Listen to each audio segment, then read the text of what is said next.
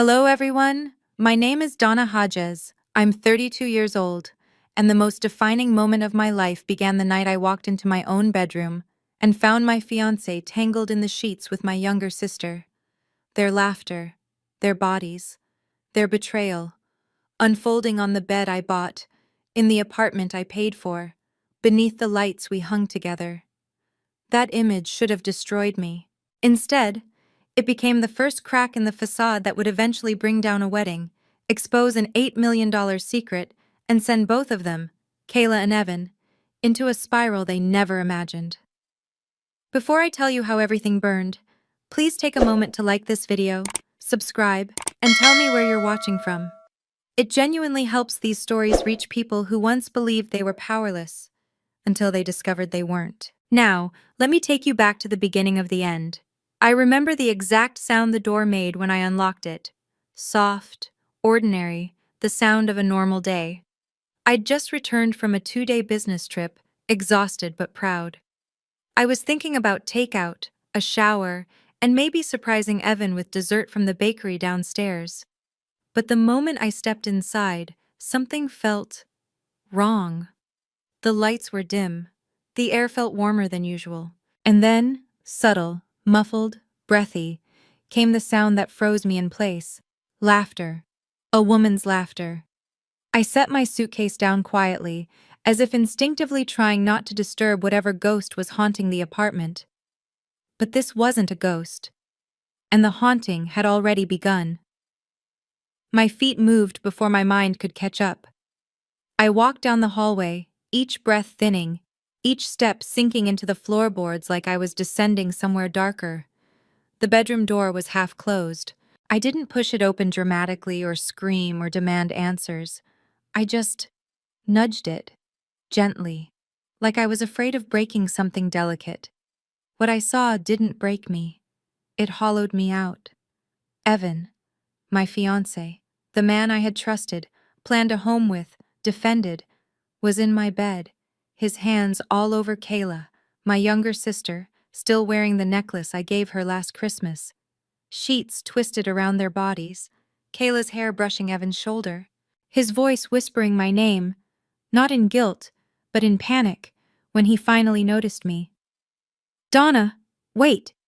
Kayla scrambled, pulling the comforter to her chest, her eyes wide with a mixture of shock and calculation, two expressions she mastered long ago. The sound that left my body wasn't a scream, it wasn't even a cry. It was something lower, sharper, a sound you make when the world stops pretending. I didn't argue. I didn't ask why. I didn't demand explanations they would later fabricate anyway. I simply turned around, walked back down the hallway, picked up my suitcase, and left the apartment without saying a single word.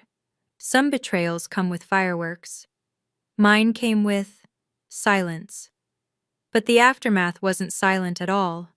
Within a day, Evan blocked me on social media for his mental health. Within 2, Kayla began posting soft-launched couple photos, cropped, implied, manipulative.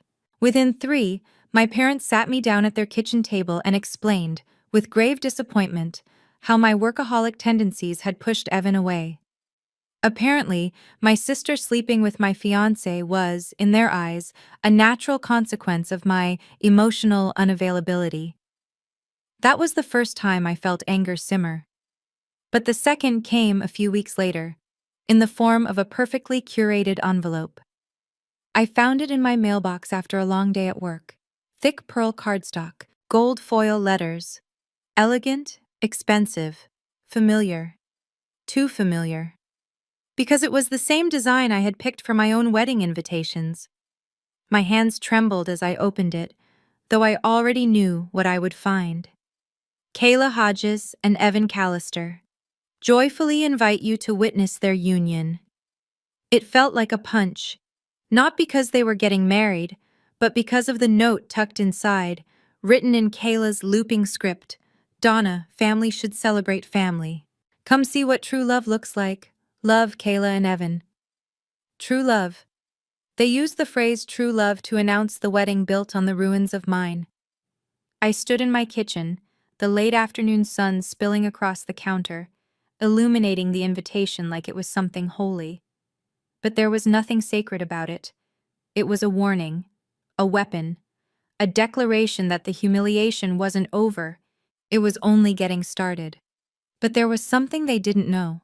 A conversation I'd had with Harold Quinn, my grandmother's attorney, a sealed wooden box she'd left behind, a secret that would shift every power dynamic in our family and turn that wedding into the most public unraveling my sister had ever experienced. They didn't know that the person they mocked would soon hold the one truth capable of burning everything they'd built. At first, I told myself I wouldn't go. Why step into a cathedral where 200 eyes would feast on my pain? Why give Kayla the spectacle she craved? But humiliation changes. It evolves. And 2 nights later, as I stood in front of my closet, staring at the white dress I once thought I'd wear down an aisle, something in me settled. Not rage, not vengeance, something colder, steadier, balanced. A decision. If Kayla and Evan wanted an audience, they would have one. I lifted the dress from its hanger, let the fabric fall against me, and felt a strange, quiet clarity wash over my chest. I was going to their wedding. Not as a ghost of who I used to be, but as the storm they never prepared for. I didn't always understand how betrayal grows, how it starts small, disguised as harmless favoritism, and then evolves into something bold enough to steal the person you love. But walking toward my closet with that white dress draped over my arm, memories I'd buried for years began rising like sediment in disturbed water. People always assumed Kayla and I were close. Two sisters, 2 years apart, raised under the same roof in the suburbs of Philadelphia. But even as kids, our lives were built on different rules. I was the daughter expected to be responsible, steady, predictable. Kayla was the daughter expected to shine.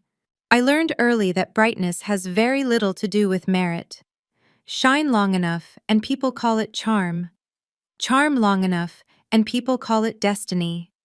It started small, quietly, the way most poisons do. When Kayla turned 16, she got a brand new white BMW with a giant red bow. A celebration of her spirit, as my mom, Evelyn, insisted. I turned 16 the year before and received a laminated SEPTA bus pass and a speech about independence, but I swallowed it. I told myself fairness was overrated anyway. Then came school. I earned straight A's, won regional art competitions, got into AP classes early. Kayla, who floated through homework with half effort and full confidence, was the star of every family dinner. "Donna, don't compare yourself, Dad," Thomas Hodges would say. "Kayla just has something special." Special. That word haunted my entire childhood. I worked hard not to resent her. She was my sister. And for a brief stretch, we were close, until she discovered the attention that came with imitation. She didn't just follow in my footsteps. She stepped on them. My first high school boyfriend? Stolen within 6 months. The varsity tennis spot I fought for? Kayla. Just wanted to try, and somehow she became the team favorite. A summer internship I earned at a local architecture firm? Kayla convinced the owner she'd be better for client relations. Each time my parents brushed it off. "Let her explore," Mom said. "You're the strong one, Donna," Dad added. Maybe that was the beginning of it. The belief that I would endure anything. Endurance can look noble, but it's also a trap.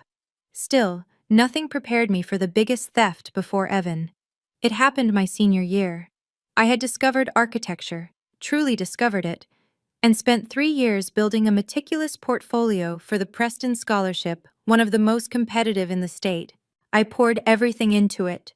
Late nights, volunteer work, a 4.0 GPA, design sketches that felt like pieces of my future. The day before final submission, that portfolio went missing. Hours later, Kayla found it accidentally behind the washing machine. Waterlogged, pages warped, sketches bled into each other. She claimed she'd been doing laundry and spotted it. To this day, she insists it was fate. I lost my chance. Kayla took my interview slot. She wore a blazer she borrowed from me. She used examples of community design she'd never participated in. And she won. Not because she earned it. Because she knew how to manipulate a room. Something she'd been practicing since childhood. That night, I cried harder than I ever had before, not because she stole something from me, but because it confirmed a truth I'd been avoiding. Kayla didn't want her own life. She wanted mine. But life moved on. I went to college, worked relentlessly, built a career I was proud of. I found friends who valued substance over spectacle.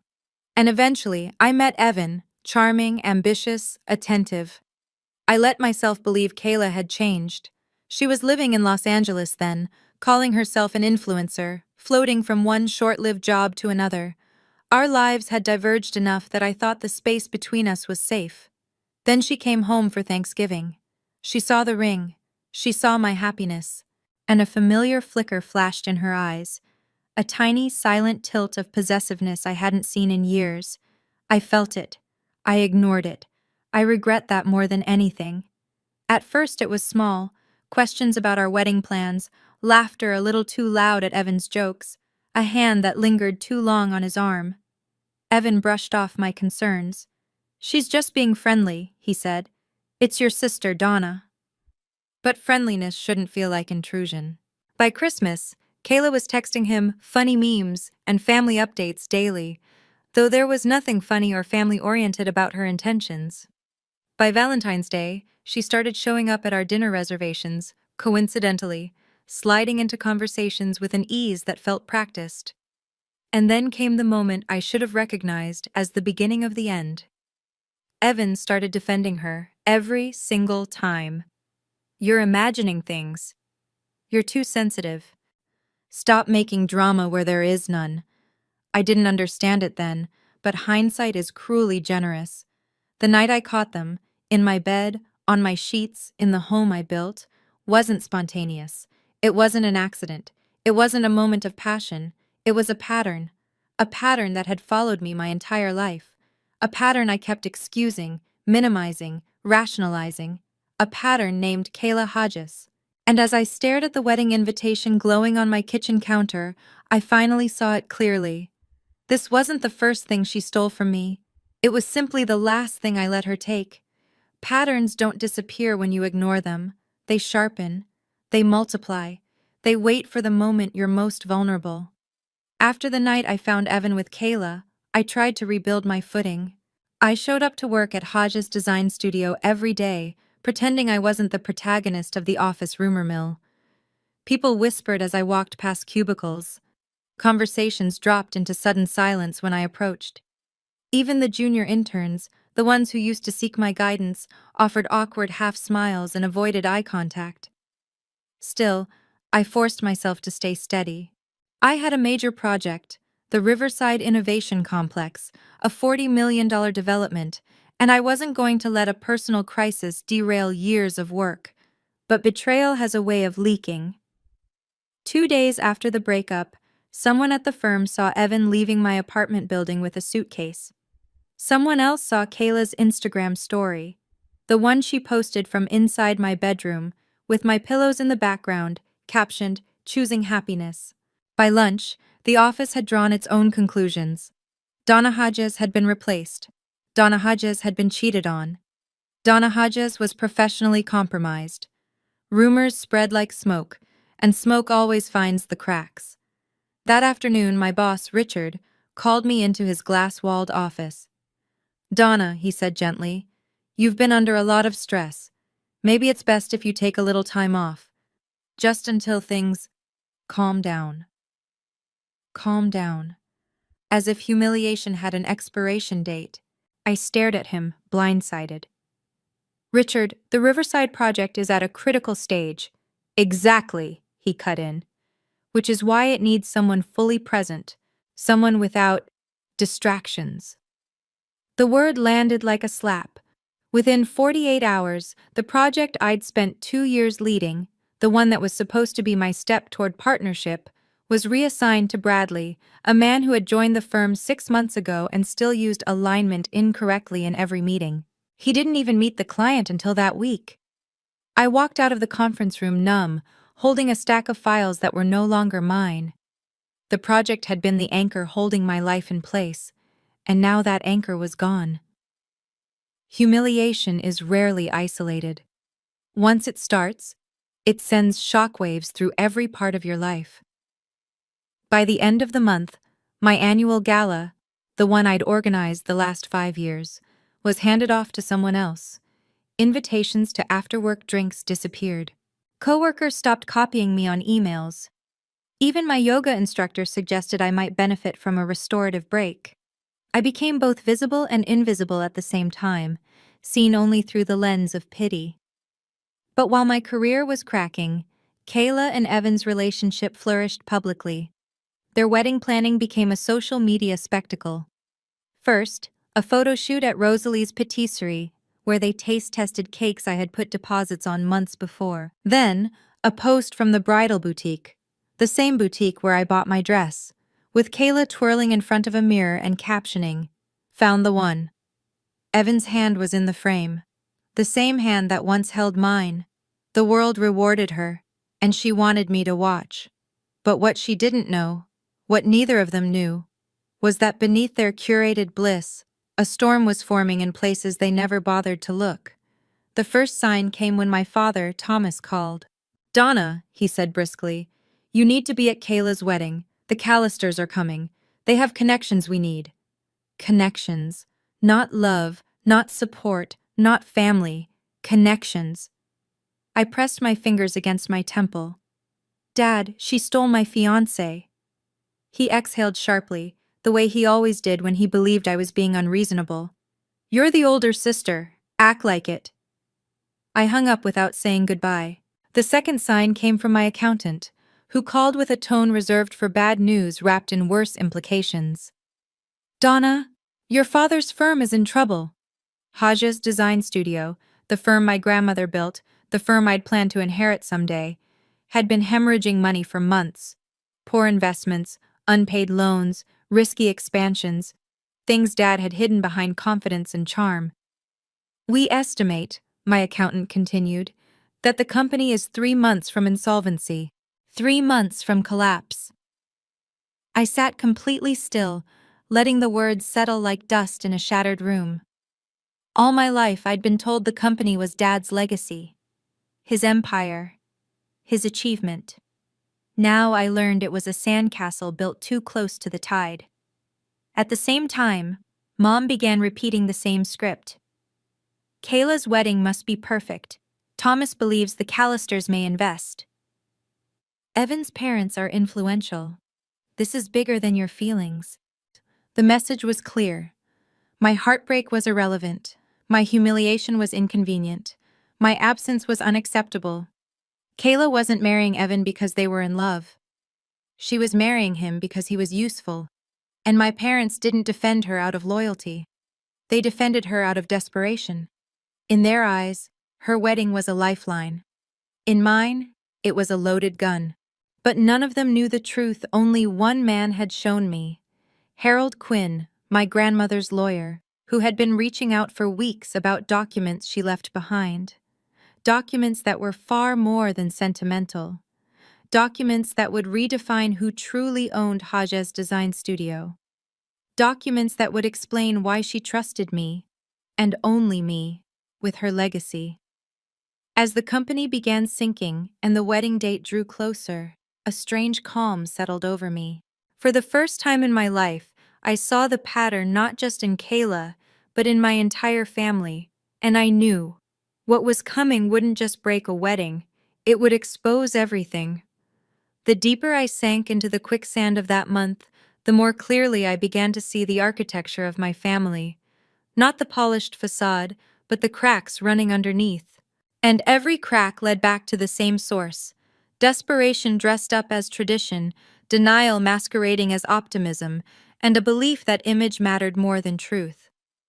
That desperation became unmistakable the day Harold Quinn, my grandmother's attorney, called for the third time. "Miss Hodges," he said gently, "we really need to speak in person." I almost didn't go. My life already felt overcrowded with disappointment. Adding a legal meeting to the pile sounded unbearable. But something in his voice, a quiet urgency, compelled me to show up at his office on Market Street. Harold Quinn was the opposite of every lawyer stereotype. His presence felt steady, like he carried truths but never rushed them. He slid a thick folder across the table. "These documents were prepared by your grandmother," he said. "She left instructions that they be shown to you 6 months after her passing, and only to you." My breath caught. "Only me? Not my father? Not Kayla?" Harold folded his hands. "Your grandmother was a remarkably strategic woman. She trusted your judgment more than anyone else's." He opened the folder. The world shifted. Inside were deeds, patents, contracts, and a sealed section labeled Whitford Estate, Last Will and Testament, to be opened on the 6-month mark. Grandma Eleanor Whitford had left behind an empire, not the fragile, crumbling company my father was mismanaging, but a hidden network of assets worth $8 million, properties she'd purchased quietly, intellectual rights to software used by top architecture firms, shares she'd bought back using private trusts, and conditions. Strict, unyielding, surgically precise inheritance conditions. Harold read them aloud, each one cutting through the air like a silent verdict. 1. The heir must be unmarried or married to someone financially stable, debt-free, and approved by the Whitford Board. 2. Any heir who marries a person with outstanding debts over $50,000 forfeits all claims. 3. Any heir involved in infidelity with an engaged or married person is automatically disqualified. 4. The will remains sealed until the 6-month mark. And it's perfect that this fourth clause opens exactly a week before Kayla's wedding. I felt the room tilt. Kayla, who believed the world should hand itself to her, was automatically disqualified. Evan, drowning in debt he hid behind tailored suits, was an immediate violation. My father, who had been running the company like it was his personal checking account, held zero legal ownership of the assets he bragged about. And me? I was the sole eligible heir, not because I was the eldest, not because I was the most obedient, but because my grandmother saw everything the rest of my family worked so hard to ignore. "She believed you were the only one who cared about substance," Harold said quietly, "and that you wouldn't let the company be destroyed." I stared at the folder, at the documents, at the sealed will that held the future of everything my grandmother built. For a moment I couldn't breathe. Me, the quiet daughter, the responsible one, the one who was always told to be the bigger person, was the center of her strategy. "Your grandmother knew trouble was coming," Harold added. "She saw patterns before you did." Patterns. That word hit me like a memory. Because while my grandmother had been planning for the future, my parents had been scrambling to save a sinking ship, clinging to appearances instead of reality. And in their panic, they'd convinced themselves that Kayla's wedding was their lifeline. Not because Evan was wealthy, not because the Callisters were powerful, but because they thought Evan's family looked stable, had connections, and might impress investors.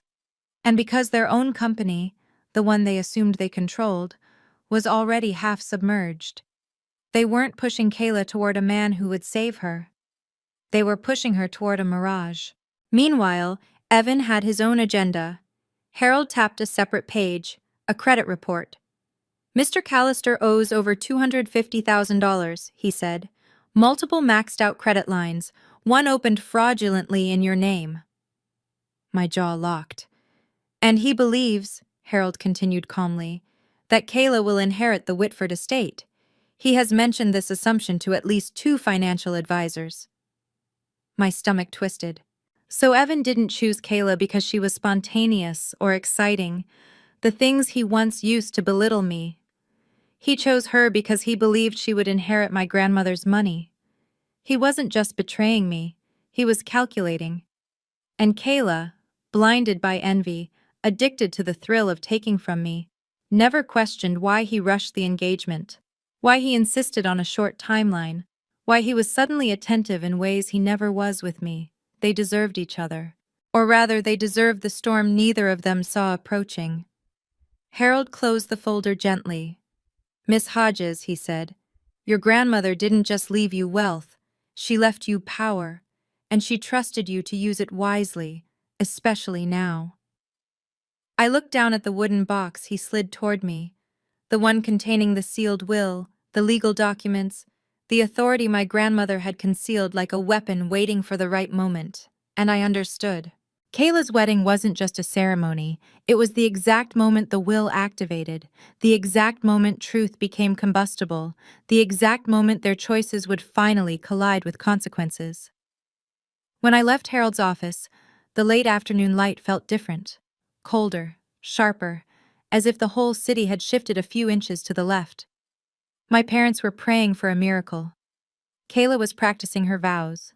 Evan was calculating his escape from debt. And my grandmother? She had already written the ending. All I had to do was show up. The week before the wedding unfolded with a strange, deceptive calm, the kind that settles right before something breaks. Only this time, it wasn't me breaking. It was everyone else beginning to sense that I wasn't staying silent anymore. And that frightened them. Because up until now, silence had been my role in this family. The reliable daughter, the responsible one, the sturdy backdrop against which Kayla could shine. When news of the engagement leaked, Mom and Dad insisted, no, expected, that I attend the wedding. For the family's image. For the Callisters. For the company. But as the wedding approached, and as I grew quieter, sharper, calmer, something in them shifted. They didn't know the details, but they sensed it. The stillness of someone who wasn't collapsing, but calculating. And suddenly the certainty they'd always enjoyed wasn't there anymore. 3 days before the ceremony, Kayla called. Her name lit up my phone with a bright pink ringtone she'd once said as a joke, the kind of joke only funny to her. I nearly let it go to voicemail, but part of me wanted to hear the tremor I suspected would be hiding beneath her voice. "Donna," she began, too cheerful, too glossy. "I just wanted to check in, about the wedding." "Why?" I asked. A tiny pause. "Because you're not actually coming, right?" There it was, the beginning of fear. This wasn't the Kayla who'd sent me an invitation dripping in cruelty. This wasn't the sister convinced of her own power. This was a girl who had just realized the stage she built might not be as controlled as she imagined. "I said I'd be there," I replied. She inhaled sharply. "Donna, don't be dramatic. It might be hard for you emotionally. I'm feeling fine." The uncertainty in her silence was palpable. She didn't know what I knew about Evan's debts. She didn't know about the inheritance conditions. She didn't know that every day bringing her closer to the aisle was also bringing her closer to disqualification. But she felt it, instinctively, like prey sensing a shadow it can't identify. "Just don't do anything weird," she whispered, her voice tightening. "See you Saturday," I said and ended the call. But panic spreads fast among people who rely on illusion, because that same afternoon Evan texted, "Can we talk? I owe you an explanation. It's about the money." I ignored him. Let him spiral. Let him wonder what I knew, and how much of it could destroy him. 2 hours later, Mom showed up at my door. Evelyn Hodges always dressed like her life was a magazine spread. That day, she wore a navy suit with pearl earrings, her hair in the meticulous soft waves she used for church, fundraisers, and any moment she needed to look composed. Even her knock sounded rehearsed. "Donna," she said, stepping inside without waiting for permission. "We need to talk about Saturday." Of course we did.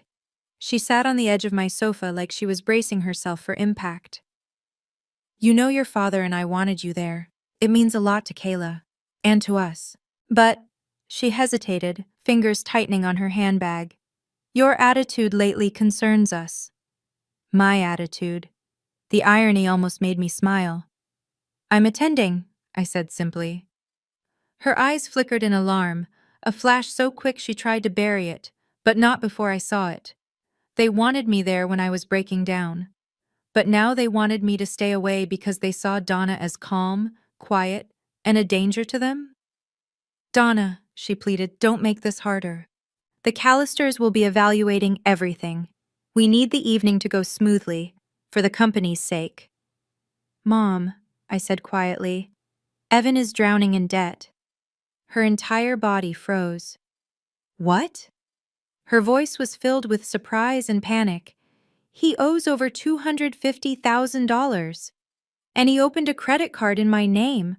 Fraud. I said. The color drained from her face. She had defended him. She had defended them, both of them, against me. And now the illusion cracked. Does Kayla know? She whispered. No. Does your father know? Not yet. Her breath hitched. Beneath the polished exterior, fear surged. Not fear for me, but fear for the fallout. And that fear guided her next move. She opened her handbag and pulled out a checkbook. Donna, how much for you to stay home? She asked softly. 5,000? 10? It was almost surreal, watching my mother attempt to purchase my absence from the wedding of the man who betrayed me. Keep your money, I said. Donna, please. She tried to plead. You're going to need it, I said. The sentence landed before she understood it. What is that supposed to mean? She said, Haj's design studio has 3 months before insolvency. Dad's been hiding it from you. Her entire posture collapsed. For the first time in years, Evelyn Hajes looked small. You knew this? She said. How? I know more than you think, I replied calmly. Fear, confusion, realization, all of it flickered across her face, a slideshow of collapsing certainty. She stood abruptly. I'll talk to your father. You should. I held the door open. She walked out like someone whose world had tilted, because it had. But the night wasn't finished with me. At 10 p.m., another knock echoed through my apartment. I opened the door to find Dad standing beside Aunt Patricia, both wearing expressions tight with intimidation and urgency. Donna, Dad said, voice sharp, this has gone far enough. If only he knew how far things would go. The night before the wedding felt like the eye of a hurricane, eerily still, but charged with a pressure that made every breath feel deliberate. After Dad and Aunt Patricia left, their warnings echoing through the apartment like dull threats, I didn't cry or panic. I didn't even feel anger anymore. What settled over me was clarity. I changed into soft clothes, tied my hair back, and sat at my dining table. The only light came from the pendant lamp above me, casting a pale glow over the one object in front of me. The wooden box Grandma Whitford left behind. I traced a finger along its carved edges. The wood was warm, familiar, carrying the faint scent of cedar, the same scent that used to linger in Grandma's sweaters. She had always been the quiet observer, the one who saw the family without the filters they used on each other. She saw their ambition, their denial, their favoritism. And she saw me, not the version they claimed I was, rigid, serious, overly responsible, but the one who could build something real. I opened the box. Inside lay the sealed will, notarized documents, property deeds, patent certificates, board correspondences, and a handwritten note I had refused to read until now. Patience is strength. Silence is strategy. Timing is everything. Eleanor Whitford. I exhaled. For months I thought I had been enduring humiliation, but now I understood. I had been standing exactly where my grandmother needed me to be, quiet enough for everyone to underestimate me, still enough for them not to notice the ground shifting beneath their feet. I packed the documents neatly into a leather case, the will on top. Tomorrow, the seal would break. Tomorrow, the truth would rise. Tomorrow, the pattern of my entire life would finally end. For the first time since Kayla sent the invitation, I slept. Not deeply, but peacefully. Morning arrived cold and bright. Sunlight spilled across the apartment, catching the beating of my white dress hanging on the closet door. I showered, curled my hair with slow, intentional movements, and applied makeup with steady hands. I dressed without trembling, then I stood in front of the mirror. The woman reflected back wasn't broken. She wasn't vengeful. She wasn't shaking. She was ready. As I slipped on my heels, my phone buzzed with messages. Mom begging me to reconsider, Kayla sending question marks, Evan typing and deleting and typing again. I turned it face down. I picked up the leather case, locked the apartment door behind me, walked into the chilled morning air. The drive to St. Augustine Cathedral felt like gliding toward a scene I'd already lived in a dream. I got out of the car and walked forward, heels tapping against the stone steps, sunlight catching the shimmer of my dress. My chest rose, steady and calm. The cathedral doors opened with a long, resonant groan.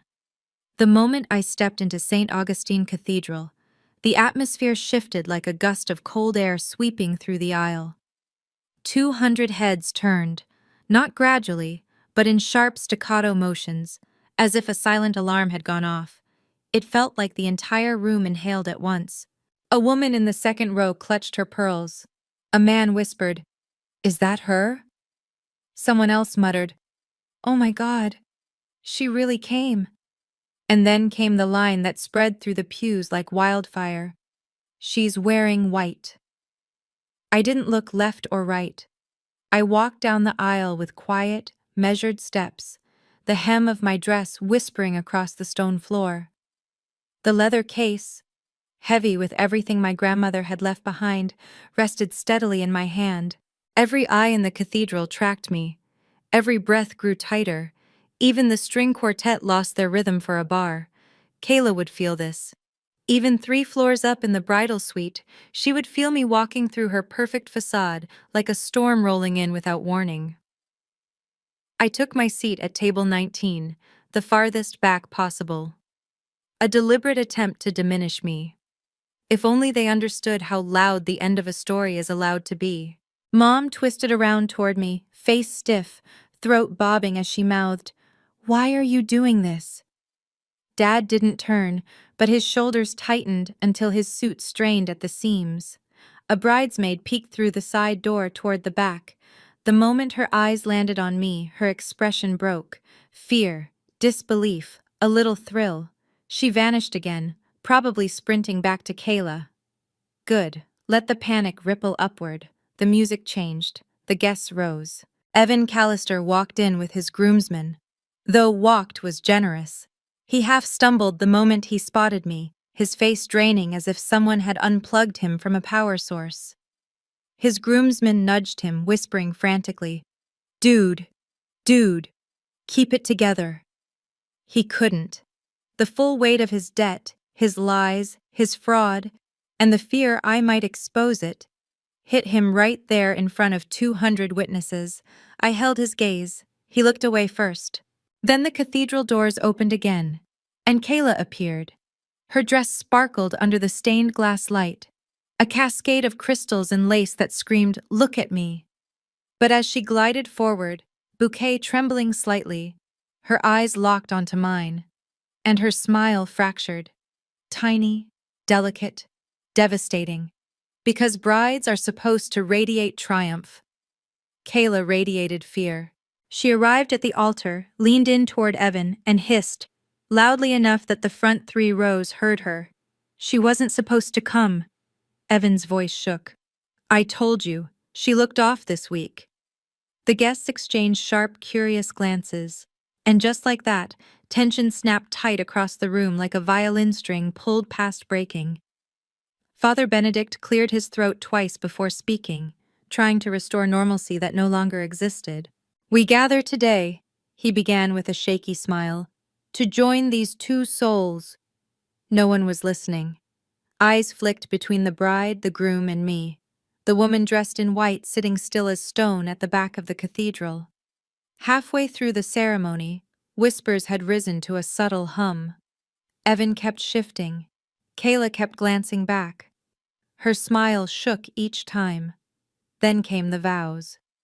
"Kayla," Evan said, voice cracking, "you're vibrant, unpredictable. You make life exciting." A bridesmaid winced. Kayla's vows were theatrical, dripping with false sincerity. "Some people," she said, eyes slicing toward me like a blade, "mistake comfort for love. But true love is bold.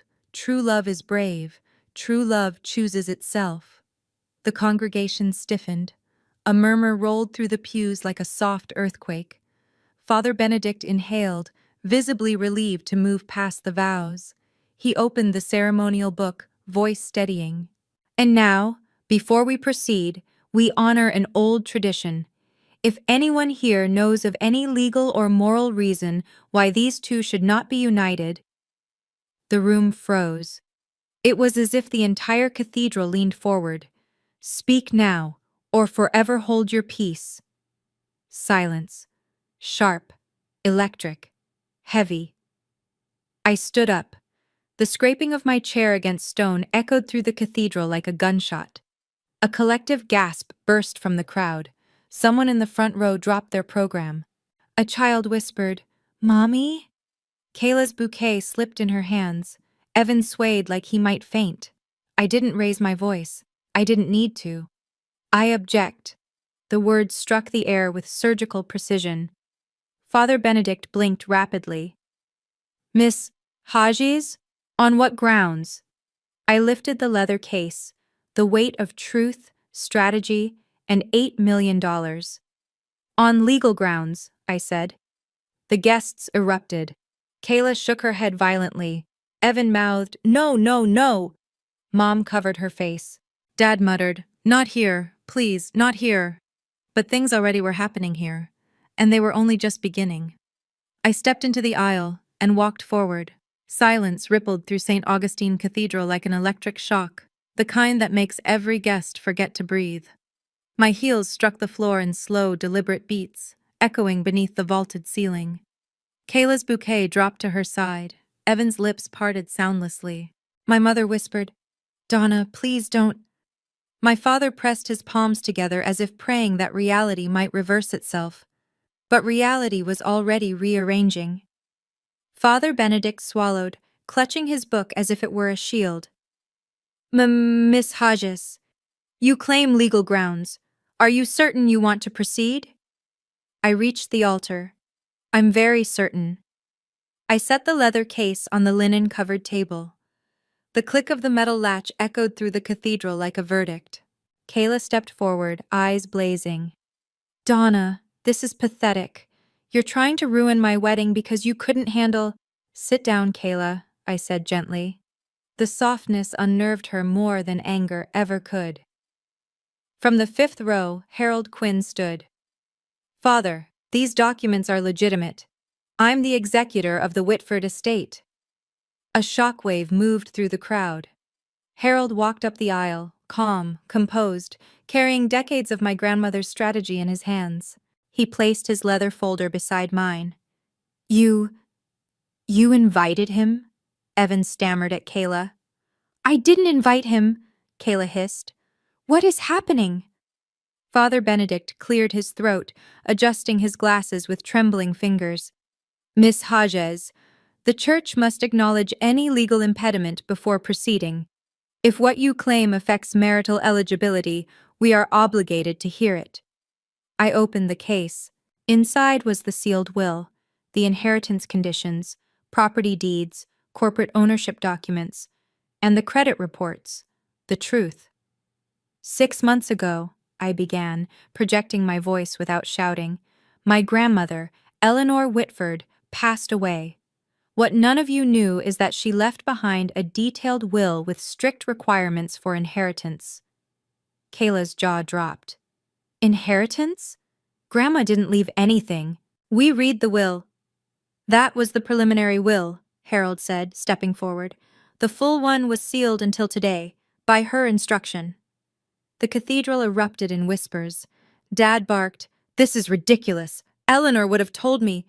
"She didn't trust you," Harold said calmly. The room went dead silent. Father Benedict picked up the top document Harold handed him. His eyes widened as they scanned the lines. "It states," he read aloud, "that the Whitford estate, valued at $8 million, will pass solely to an heir who meets all conditions." He paused, voice tightening. The heir must be unmarried, or married to someone financially stable, debt-free, and approved by the Whitford board. Gasps swept through the cathedral like a gust of wind. Evan staggered backward. One of his groomsmen grabbed his arm to steady him. "There's more," Father Benedict whispered. Of course there was. The heir is disqualified if they engage in infidelity with an engaged person, or if they marry someone with debts exceeding $50,000. Kayla's face drained of color so quickly the bridesmaid behind her reached out in alarm. "No," she whispered. "No, that's not. No." I met her eyes. "You violated both conditions, Kayla." Evan's chest heaved. "Kayla, did you know about this? Did you?" She whipped toward him. "Me? You're the one drowning in debt." I lifted the credit reports. $250,000, 3 credit lines maxed out, and one opened fraudulently in my name. A man in the front row inhaled sharply. Someone whispered, "Fraud?" Evan broke. I didn't. "Donna, I can explain." "No," I said. "Save it for the police." My mother gasped. "Police?" Harold folded his hands behind his back. "Credit card fraud is a federal matter, Mrs. Hodges." Evan spun to Kayla, desperate. "You knew she was the heir. You knew she'd get the money." Kayla staggered away from him, horrified. "I didn't. I thought you— Evan, you said you had investments." "I lied," Evan snapped, then quieter, shaking. "I lied because I thought you would inherit." Each confession detonated like dynamite. Row by row, guests watched the wedding unravel in real time. Dignity stripped away, illusions collapsing, truths clawing their way into the light. Father Benedict cleared his throat again, though his voice shook. "If this is accurate, then this marriage would be built on misrepresentation. Under both state and church guidelines, I cannot proceed." Kayla lunged toward me, mascara streaking. "You did this! You planned this from the start!" "No," I said softly. "Grandma planned it. I just showed up." Dad stepped forward, furious. "You've humiliated this family." I turned to him. "Dad, you humiliated this family when you hid the company's financial collapse. When you pretended you controlled an empire Grandma owned through her trusts." Harold handed him a document. "Mr. Hodges, Eleanor retained 80% control. You were managing, not owning." My father's face cracked. Actually cracked. Years of self-importance folding inward like wet paper. Mom sank into a pew, whispering, "Oh my God, everything's falling apart." Kayla crumbled next to Evan, sobbing. Evan stared at the floor as if numbers and consequences were rising from the stone. And the guests? They didn't look away. They leaned forward, breathless, stunned, hypnotized by the spectacle Kayla had orchestrated and I had redirected. Father Benedict closed the ceremonial book, voice barely a whisper. "This wedding cannot continue." Silence swallowed the room. Then, like the world releasing a held breath, I stepped back from the altar. "Thank you all for coming," I said softly. "I believe the reception is still paid for." A ripple of shocked laughter, disbelief, awe. I walked down the aisle, not rushed, not shaken, while behind me, the entire wedding collapsed into chaos. Kayla screaming, Evan pleading, my father arguing with Harold, my mother trying not to faint, guests filming everything. The moment the cathedral doors closed behind me, the cold air hit my face like a baptism. Sharp, clarifying, strangely peaceful. Inside, the world I had grown up in was tearing itself apart. But out here, the silence felt earned. Not the silence of endurance this time, the silence of conclusion. I walked down the stone steps, heels tapping steadily, no tremble left in my body. Guests flooded out behind me in a chaotic stream, murmuring, gasping, replaying the spectacle they had just witnessed. A few stopped me. Some stared with wide, breathless awe. One woman whispered, "That was the most shocking thing I've ever seen at a wedding." A part of me wanted to laugh. Another part of me simply felt done. By the time I reached my car, My phone was vibrating non-stop. Messages from Kayla, long, frantic paragraphs that began with, "How could you?" and quickly unraveled into incoherence. Evan's texts were shorter, more desperate, riddled with regret he had no right to claim. My parents had called 12 times. I didn't answer any of them. I drove away instead, the cathedral shrinking in my rearview mirror like an old chapter finally closing. The sun broke through the clouds above the Philadelphia skyline, striking the glass buildings with a glow that felt almost symbolic, as if the city itself were acknowledging the shift. By evening, the videos had already gone viral. Bride's sister objects with $8 will. Entire wedding collapses.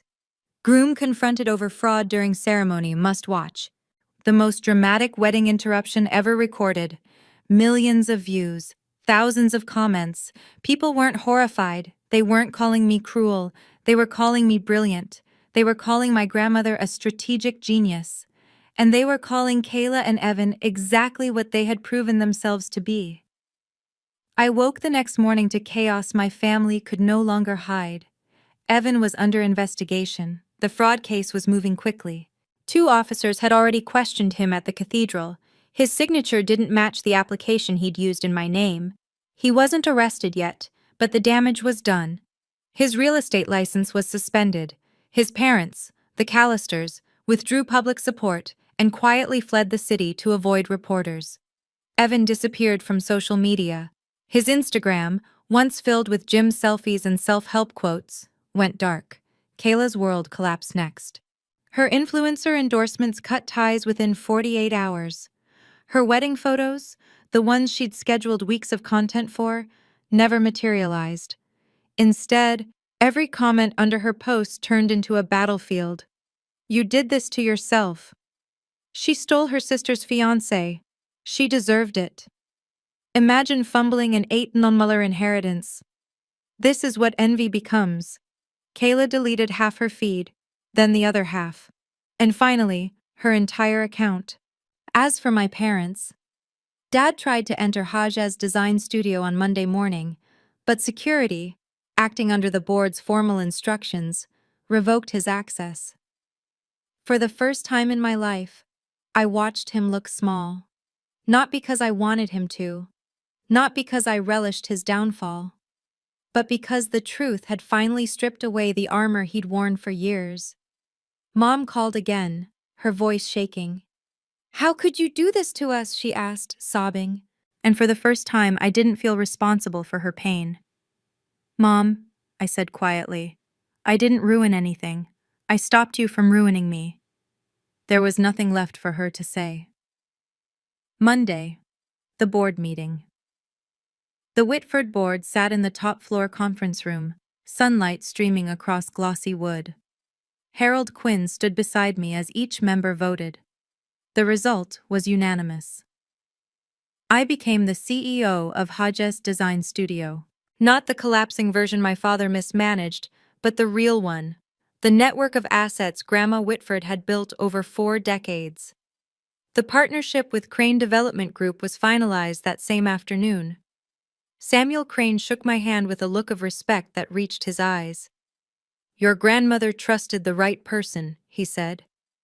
For a moment, my throat tightened. Not with grief, with pride. That night, I returned to my apartment, kicked off my heels, and sat alone in the quiet. Not lonely, just finally at peace. My phone buzzed with one last message. It was from Kayla. A voice note. I hesitated, then pressed play. Her voice cracked from the first second. "Donna, I know you won't respond. I just need to say this." A shaky inhale. "I spent my whole life wanting what you had. Not because I deserved it, because I didn't know who I was without being better than you. And Evan wasn't love. He was a way to hurt you. And it hurt me too." Silence. "I don't expect forgiveness. I'm sorry." I saved the message. I didn't reply. Forgiveness would not be a door I opened for her. Not now. But acknowledgement, that was enough. 6 months later, everything had changed. The company thrived. Our portfolio expanded. I hired teams based on talent, not ego. Architects I admired for years submitted applications simply because they wanted to work somewhere built on integrity. And me? I started dating again. Slowly, cautiously, without pressure. A man named Daniel. A civil engineer with kind eyes and no agenda.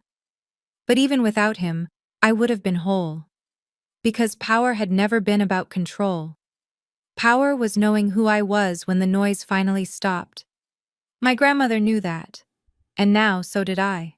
If you've stayed with me until the end, thank you.